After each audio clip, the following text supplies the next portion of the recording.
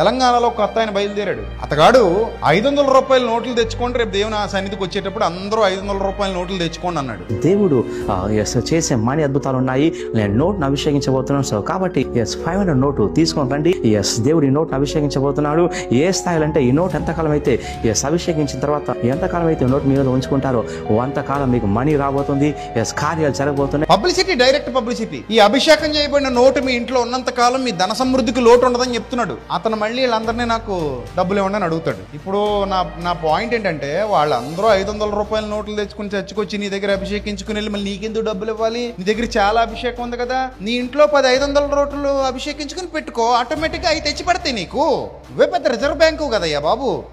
నువ్వు ఎవరిని అడక్కింకప్పుడు మళ్ళీ అంటాడు కొత్త క్యాలెండర్ వచ్చేసింది, ఈ కొత్త క్యాలెండర్ ఇంట్లో పెట్టుకోండి, ఇది అభిషేకం చేసిన క్యాలెండర్, ఇది దీనివల్ల ఎన్నో అద్భుతాలు, ఎన్నో సూచక్రియలు, ఎన్నో మహత్కార్యాలు జరుగుతున్నాయి. ఇందులో మా ఆవిడ ఫోటో నా ఫోటో ఉందంటున్నాడు మహానుభావుడు. 2026 సంవత్సరపు క్యాలెండర్. సో ఈ క్యాలెండర్ మీద ప్రాఫిట్స్ ఫ్యామిలీ ఫోటో ఉంటుంది. నేను ఈ క్యాలెండర్ని అభిషేకిస్తున్నాను. ఎవరింట్లో అయితే క్యాలెండర్ ఉంటుందో వారికి అద్భుతాలు జరుగుతాయని ప్రవచిస్తున్నాను. వారి చక్కగా నిద్రపడుతుంది.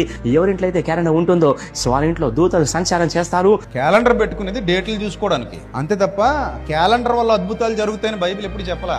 ఏ అపోస్తలుడు, ఏ సేవకుడు మీ 500 రూపాయల నోట్లు పట్టుకుని చర్చికి వచ్చేయండి, వాటిని అభిషేకిస్తాను, ఆ తర్వాత అవి పట్టుకెళ్ళి ఇంట్లో పెట్టుకోండి, వాటి నుంచి మీ కోట్లు వచ్చేస్తాయి. ఇప్పుడు చాలా మంది అన్ని మతాల్లో ఉన్నారు ఇలాంటి చేటర్స్. ఓకే, హిందూ మతంలో కూడా ఒక అతను ఉంటాడు, రుద్రాక్షలు ఇస్తుంటాను పట్టుకెళ్ళండి మీ ఇంట్లో పెట్టుకోండి, ఇది ఉన్నంత కాలం మీ ఇంటికి సిరి సంపదలు వస్తానే ఉంటాయి అంటాడు. అబద్ధం. ఏ పని చేయకుండా సోమరపూతల మంచం మీద పడుకుంటే రుద్రాక్ష ఎట్టేసుకుంటే సిరి సంపదలు రావు, పొయ్యిలో పిల్లులు దొంగుంటాయి. గాలి మాటలు ఇవన్నీ. అన్ని మతాల్లో మోసగాళ్ళు ఉన్నారు. అరే నాయన మోసపోకండి రా. ఎవరు మరి ఈ మ్యాజికల్ అండ్ రెమెడీస్ యాక్ట్ అని ఒక యాక్ట్ ఉంది. ఆ యాక్ట్ ప్రకారం వీళ్ళని అరెస్ట్ చేసి లోపలే చేయాలి. ఆ పాస్టర్ని అరెస్ట్ చేసి లోపలే చేయాలి ఇమీడియట్ గా. 500 రూపాయల నోట్లు తెచ్చుకుంటే అభిషేకిస్తావా నువ్వు? అభిషేకిచ్చేస్తే లోపల పెట్టుకుంటే మొత్తం ఇంకా పిల్లల్ని ఇట్టద్దు అది కదా. ఆ నోటు పట్టుకుని ఇలా మార్కెట్లో తిరుగుతా వెళ్తుంటే ఆళ్ళ జేబుల్లో ఏళ్ళ జేబుల్లో ఎగురుకుంటూ వచ్చేస్తాయేమో నీ దగ్గరికి. సిగ్గైనా లేదాయే చెప్పడానికి. ఈ నమ్ముతూ వెళుతున్న గొర్రెలకైనా బుద్ధి లేదాయే. ఆమెన్ ఆమెన్ అని పెడుతున్నారు అతని కింద. నీకు అసలు జ్ఞానం ఉందా, వివేకం ఉందా? దానికి కూడా ఆమెన్నా? అది నిజమా? అది పచ్చి అబద్ధం. అది ఇది అబద్ధం అని గుర్తించలేనంత మూర్ఖత్వంలో నువ్వు ఉన్నావంటే కారణం నీకు వాక్యం అర్థం కాలేదు. వాక్యం అర్థమైతే నువ్వు ఇలాంటి మాయల్లో మోసాల్లో పడిపోవు.